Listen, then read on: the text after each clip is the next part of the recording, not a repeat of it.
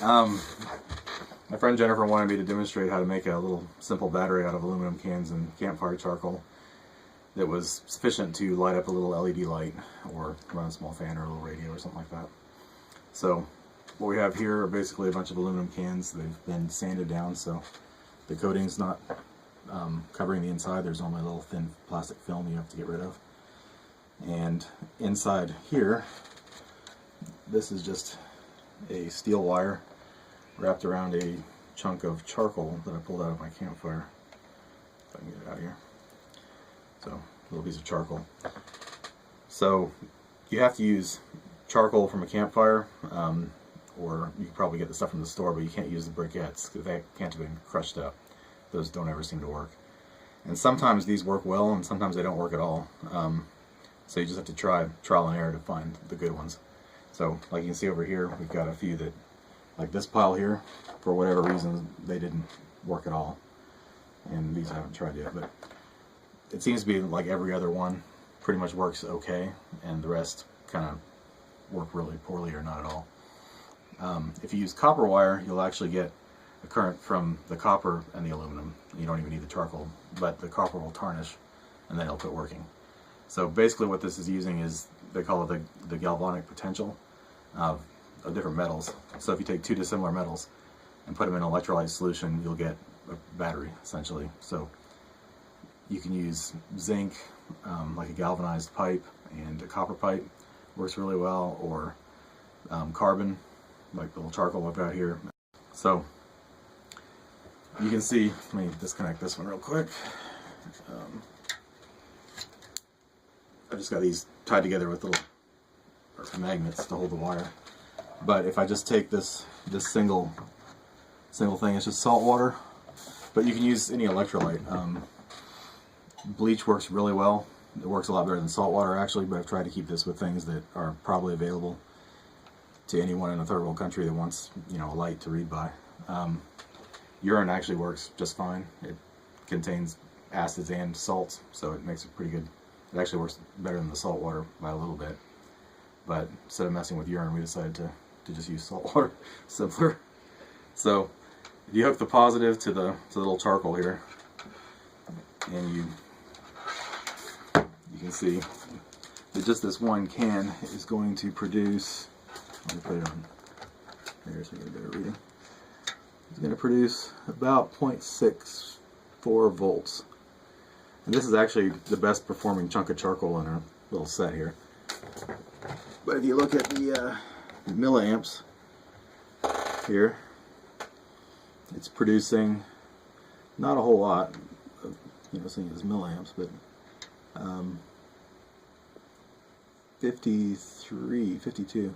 Now most of these are actually producing in the just over 10 milliamps.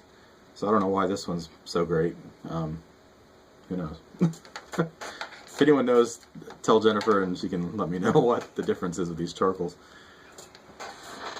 So anyway, we'll put it back in the series. I'm just going to wrap it so it doesn't ground out on the side. You can't have the charcoal or the wire touching the side of the aluminum can, otherwise it just shorts out. So I'm just using paper towel. You can use dirt. There's a lot of people call these earth batteries because if you like take some dirt and throw it in here, it makes pretty good electrolyte. It's just adding impurities to the water. It's not actually adding anything to the system really, and it's not the dirt generating the power. It's the charcoal and the aluminum. The dirt's just a medium to hold it. So put that back, and then take this the magnets and attach this again.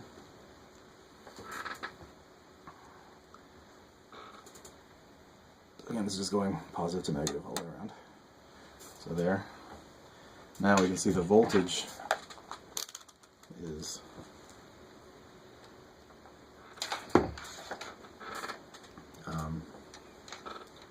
voltage with this whole set is at a little over 3 volts.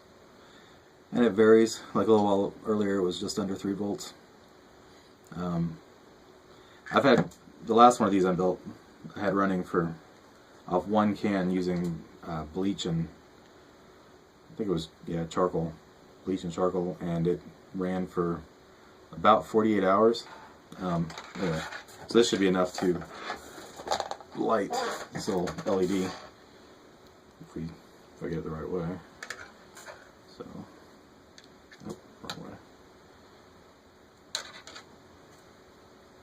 There you go.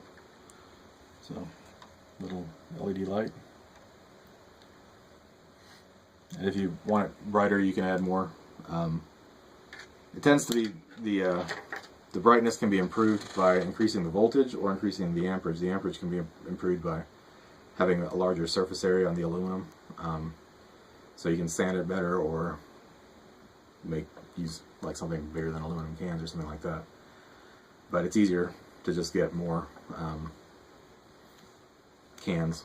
I expect if I was actually going to use this for reading, I'd probably get, this is 7 cans, I'd probably do at least 10, and I expect you could probably read by it for at least 2 or 3 weeks before you had to change out the aluminum cans.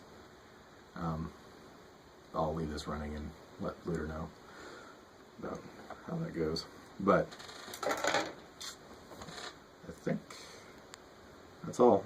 My interest in this was basically I grew up in a third world country, and essentially your day is only as long as you have light. So if you want your kids to read, to study after dark, you have to have some kind of light source for them. So if you look at the like microfinance sites, there's a lot of people that spend half their year's salary on getting a solar panel and some LED lights so their kids can read and go to school. But this would be just as effective and probably a lot cheaper, and they could do it with stuff they had at hand. There's also a way to improve this a little bit by using what they call a jewel thief, which is this little gizmo here. It's very simple. It's just like 3 parts: a resistor, a diode, and a ferrite torus or something, toroid.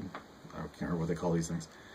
But you can find the little simple schematic online. But basically with this, you can run the whole system off just 1 can for a shorter period.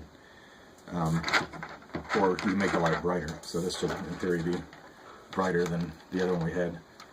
It actually, I mean, you can think of it as converting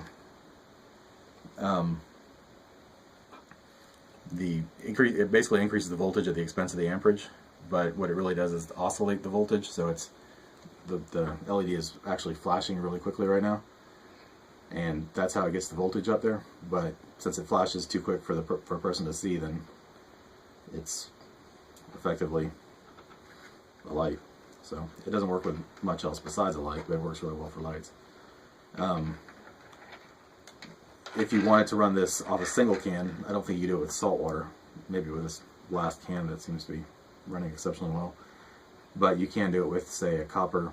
Just if you take a copper wire and use some bleach or something like that, it seems to corrode the metals better, and the more corrosion, the more current. So you can. I did run one off just one can for about 2 days. Using bleach. And I guess that's about it.